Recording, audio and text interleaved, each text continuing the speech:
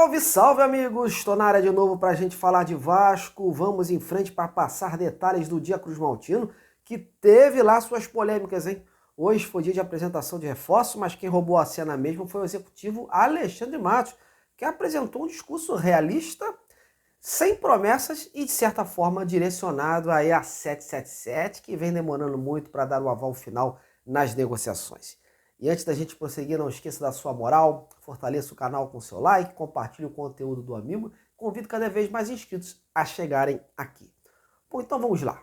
O dia era de apresentação do Adson, do Victor Luiz, do Galdames e do Kehler, mas quem atraiu mais atenção mesmo foi o Alexandre Matos. O executivo foi o primeiro a responder as perguntas dos jornalistas ali presentes e falou de forma extensa sobre o processo de contratações do Vasco, pedindo compreensão e paciência da torcida, e deixou no ar um certo incômodo por conta da demora na aprovação da 777 em relação aos nomes que ele envia para a empresa analisar.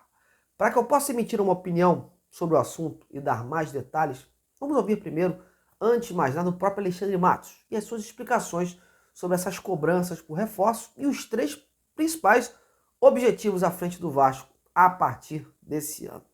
Ouça aí. Eu acho que eu tenho três grandes desafios aqui. Primeiro, a comunicação correta do projeto para o torcedor. Eu sei que o torcedor está muito ansioso, eu sei que o torcedor vem de anos, vamos colocar 20 anos, né? Que é o que eu escuto bastante, sofrendo com essa situação, querendo o Vasco protagonista, o Vasco brigando por títulos, o Vasco realmente ali nas páginas ali de campeões, etc. Comunicar com muita transparência o que é o objetivo, o que é. E além disso, ele compreender isso não significa que ele não vai pressionar, não vai querer títulos, não vai criticar, não vai cobrar. Não é isso. Mas quando ele sabe o objetivo claro do projeto e a maneira como está se pensando o projeto, ele compreende, às vezes, algumas tomadas de decisões que, num primeiro momento, podem parecer incompreensíveis. Mas por que fez isso, não fez aquilo? Por que deixou de fazer isso? E o projeto é claro, o projeto é uma empresa que ainda está conhecendo também o futebol brasileiro, que teve um cenário ano passado, você vê a mudança que foi do início do ano para o meio do ano, né, do cenário. Essa empresa ela ainda está absorvendo bastante do perfil de jogadores que estão aqui e o perfil de jogadores que são do grupo e da Europa, enfim, para outros mercados do mundo. Então, entender os objetivos claros. E o objetivo do Vasco esse ano é ficar naquela primeira página ali do Campeonato Brasileiro. Ponto. Então, assim, esse é o primeiro passo. Então, definitivamente, o torcedor precisa saber o objetivo claramente. O objetivo é, esse ano, está melhor do que o ano passado. O que significa isso? Não passar o sufoco que passou ano passado. Esse é o objetivo, é assim que nós estamos trabalhando. E muitas vezes tem as limitações de perfil, limitações de orçamento, limitações de números.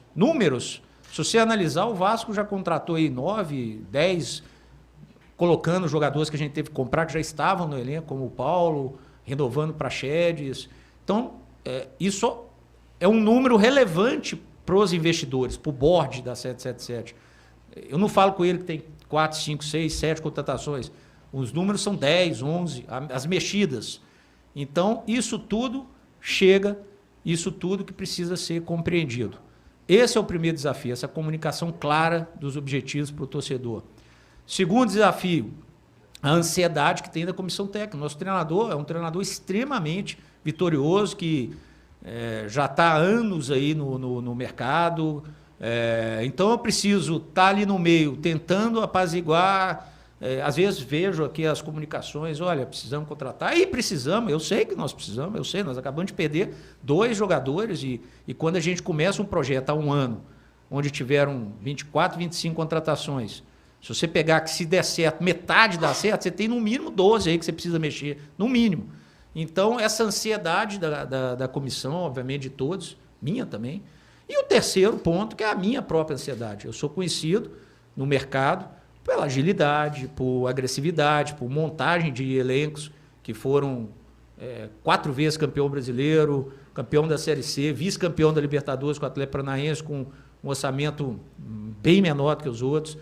Então, assim, entender que ainda a palavra final não é minha.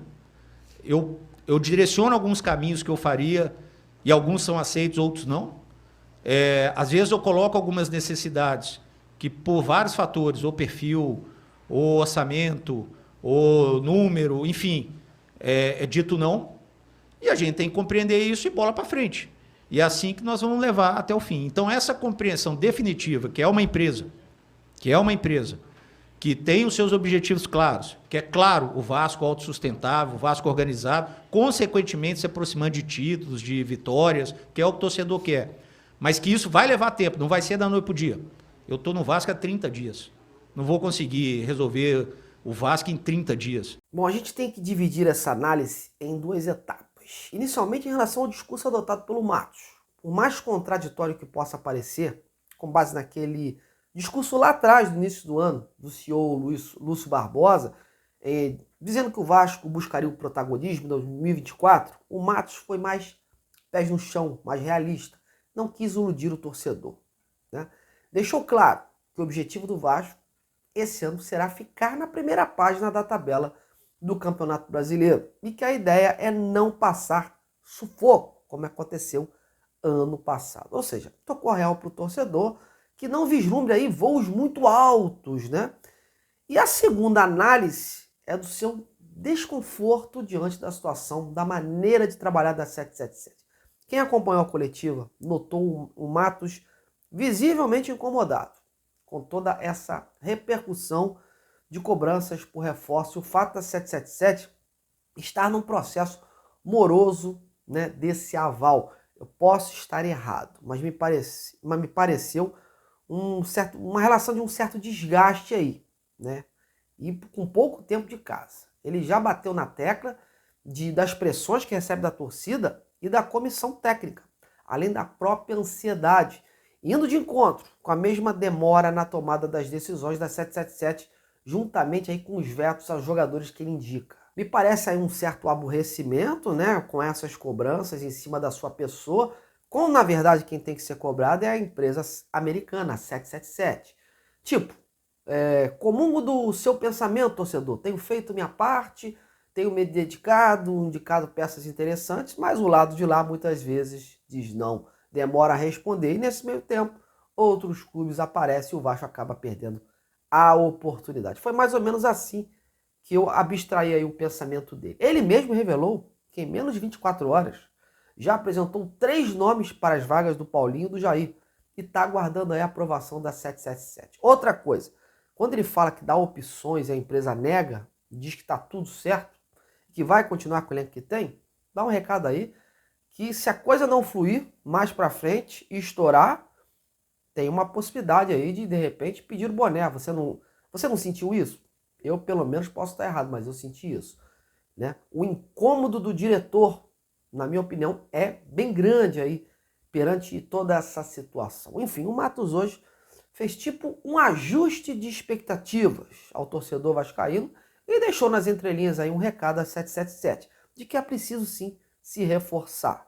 Embora, claro, com aqueles pés no chão e visando pavimentar o caminho, porque esse foi o discurso inicial quando ele chegou ao Vasco. E você, o que você achou do discurso do Alexandre Matos? Sentiu aí nas entrelinhas um incômodo, uma indireta a 777? Então, comentem aí. Sobre a apresentação dos novos contratados, eu não vou aqui me alongar com os depoimentos, para não ficar um vídeo muito longo, mas eu vou destacar aqui mais ou menos o que de mais importante cada um disse. O Keller e o Vitor Luiz, que chegou com aquele status de compor elenco, já que os donos das posições vivem em grande fase, vieram com aquele discurso de ajudar os companheiros, passaram um ensinamento, que vão tentar aí, na medida do possível, conquistar o espaço aí com humildade. Já o volante Galdames elogiou bastante a torcida e disse que os elogios do Medel, a torcida do Vasco, pesaram nesse aceite da proposta. E deixou claro que tem preferência por atuar como volante mais defensivo e que isso, inclusive, pode fazer ele voltar à seleção chilena. Já o Adson admitiu que ganhou bastante experiência lá fora e se sensibilizou demais aí com o projeto apresentado e que pretende aí escrever o seu nome na história do Vasco. Bom, sobre os tais reforços que a diretoria vem tentando, como já foi informado, o Matos busca 2 atacantes e vai tentar aí reforçar ainda mais o meio-campo após as lesões do Paulinho e do Jair. A necessidade de um meia de criação já era solicitado, já era pedido pela comissão técnica antes mesmo. E agora com essas 2 perdas vai se intensificar. Sobre Pedro Henrique, eu tive algumas informações no dia de hoje, a confirmação de que o acordo entre o jogador, o seu staff e o Vasco já está certo. O Pedro Henrique já aceitou a proposta do Vasco.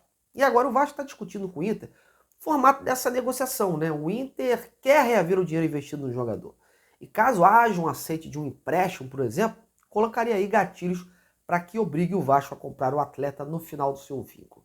E aí entram números, valores, né? Inclusive eu recebi uma informação vinda lá do Sul hoje de que o próprio Ramon Dias, recentemente, ligou para o Eduardo Cudê, técnico do Inter, né? Pedindo a liberação do jogador, que perdeu espaço por lá com a chegada de outros estrangeiros para a posição. Então eu creio que seja questão de tempo para essa definição. O Pedro Henrique segue à disposição do Inter, que ainda não bateu o martelo final. Já sobre o Breno Lopes, atacante do Palmeiras, tudo na mesma, as partes seguem em silêncio.